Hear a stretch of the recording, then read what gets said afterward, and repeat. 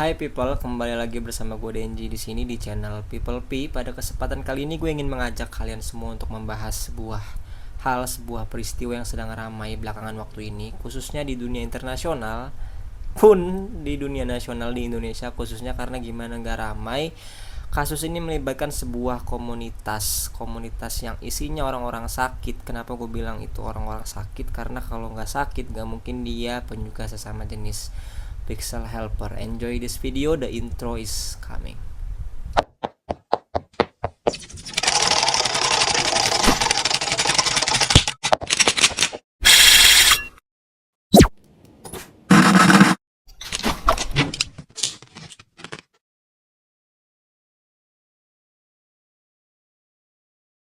Pixel Helper itu merupakan organisasi seni atau aktivisme yang berbasis di Jerman, teman-teman. Mereka dikenal karena sering menggunakan instalasi seni dan proyeksi cahaya untuk menyampaikan pesan-pesan sosial dan politik. Mereka udah sering sebelumnya membuat konten-konten yang menimbulkan kontroversi di masyarakat. Dan yang terakhir, konten mereka adalah membuat proyeksi atau replika Ka'bah menggunakan format LGBT atau semacamnya deh. Intinya sih ya goblok aja gitu. Kata mereka, aksi tersebut itu dimaksudkan untuk membela kaum LGBT Muslim yang sering mendapat diskriminasi di negara Timur Tengah.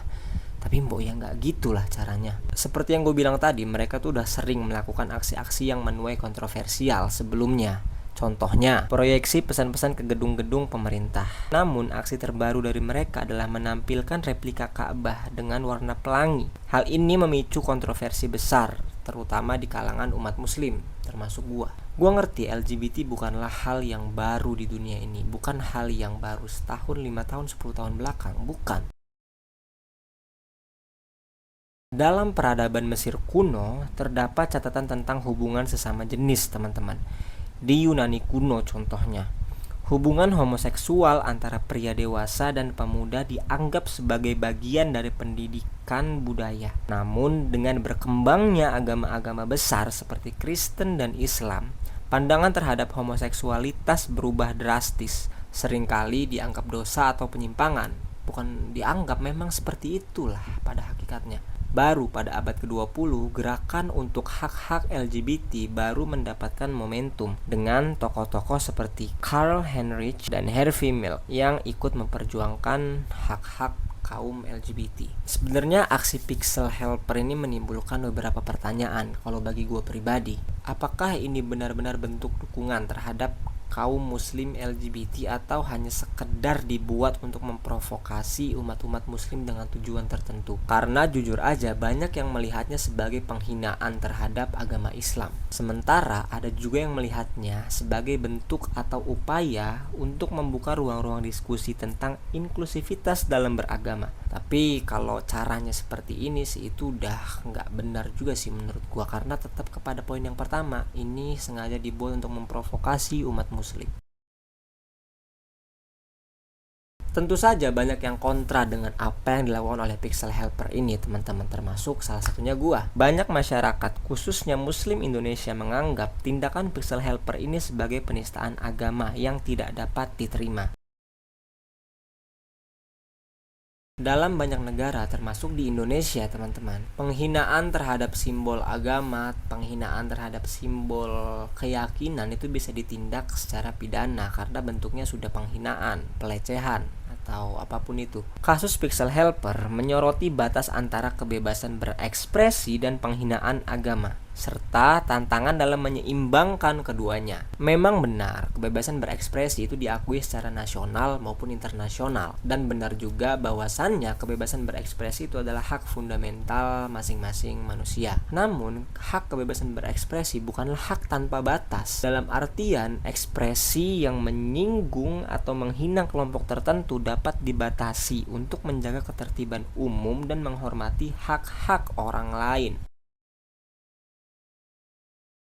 Hak kebebasan berekspresi itu bisa juga disebut dengan HAM, ya sama aja lah, hak asasi manusia, hak kebebasan berekspresi. Hak asasi manusia itu mencakup hak kebebasan beragama, hak kebebasan berpendapat. Gue yakin lah kalian semua udah pada paham kalau hal itu. Namun kalau kedua hak ini saling bertabrakan, Itu yang harus kita perhatikan secara seksama. Tidak menutup kemungkinan jikalau dua hak ini bertabrakan, perlunya ada ruang-ruang dialog untuk saling mencari pemahaman, untuk saling mencari solusi yang tujuannya untuk menghormati kedua belah pihak. Tapi sekali lagi nih, kalau udah kayak gini sih kelewatan kalau menurut gua. Antara kebebasan berekspresi dan penghinaan agama itu adalah suatu hal yang sangat tipis sekali perbedaannya, teman-teman. Batas yang tipis ini memiliki kadar kerawanan yang cukup tinggi. Penghinaan simbol atau ajaran agama bukan hanya dianggap sebagai pelanggaran moral, teman-teman, tapi juga dapat dikategorikan sebagai tindak pidana kalau di Indonesia.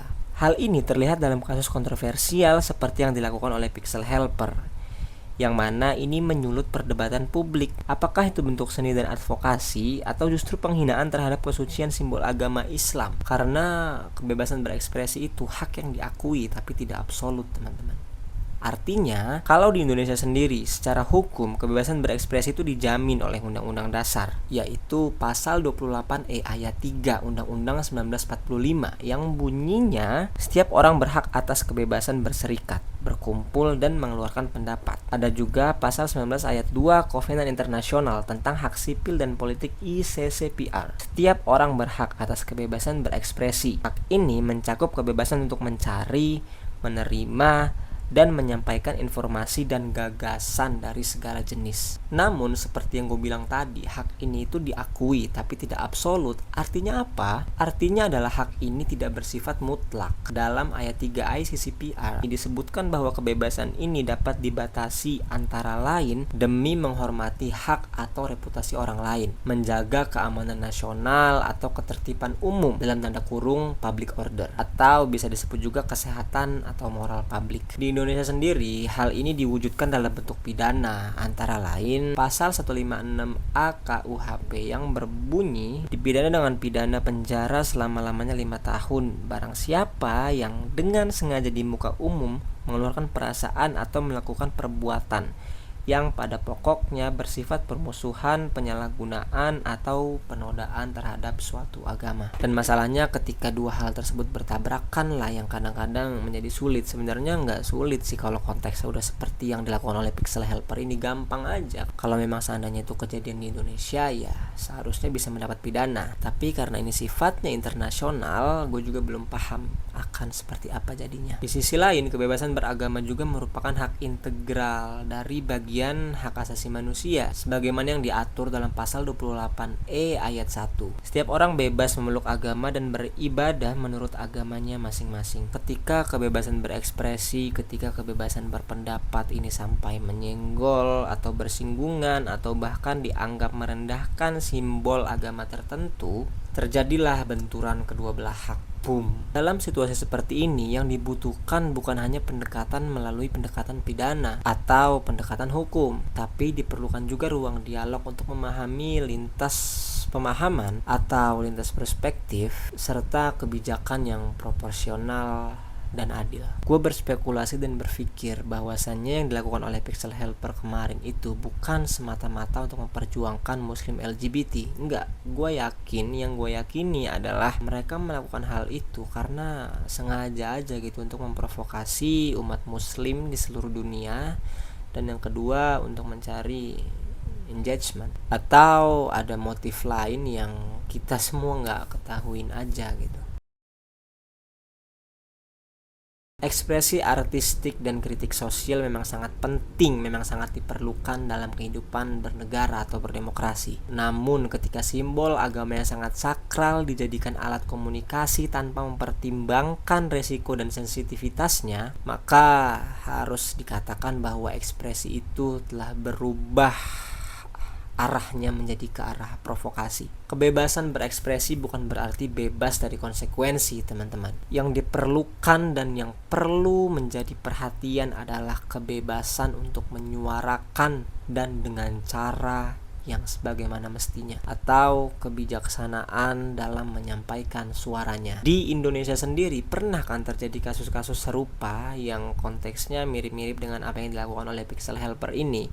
Kalau kalian ingat kasus yang pernah terjadi oleh Pak Ahok dahulu. Yang mana dalam kasus Basuki Cahayapurnama atau Pak Ahok tahun 2016, pidato yang dianggap menyinggung ayat suci berujung pada vonis penjara karena dinilai telah menodai agama. Jadi pada intinya kita boleh menyampaikan ekspresi kita sebebas-bebasnya, kita boleh menyampaikan suara kita sebebas-bebasnya. Tetapi hal yang perlu digarisbawahi, kebebasan berekspresi bukan berarti bebas dari konsekuensi. Diperlukan cara yang benar juga untuk menyuarakan ekspresi kalian secara bijaksana dan sampaikanlah sebagaimana mestinya. Gue pribadi sih sangat risih ya, sangat tidak suka, sangat khawatir, ya sangat risih lah terhadap kaum LGBT ini khususnya, karena yang paling gue takutkan adalah ketika ada keluarga gue atau saudara atau teman atau sahabat yang terkena virus homo seperti mereka gitu. Jadi gue akan tetap berpegang teguh kepada pendirian gue, yang mana gue akan menolak segala bentuk ketimpangan, penyimpangan terkait gender, baik itu homoseksual atau sesama wanita pun itu. Oke, mungkin sekian dulu pembahasan pada kesempatan kali ini. Maafin kalau ada salah-salah kata dan jangan percaya 100% dengan apa yang gue sampaikan di video ini. Sampai jumpa di video selanjutnya teman-teman. Bye.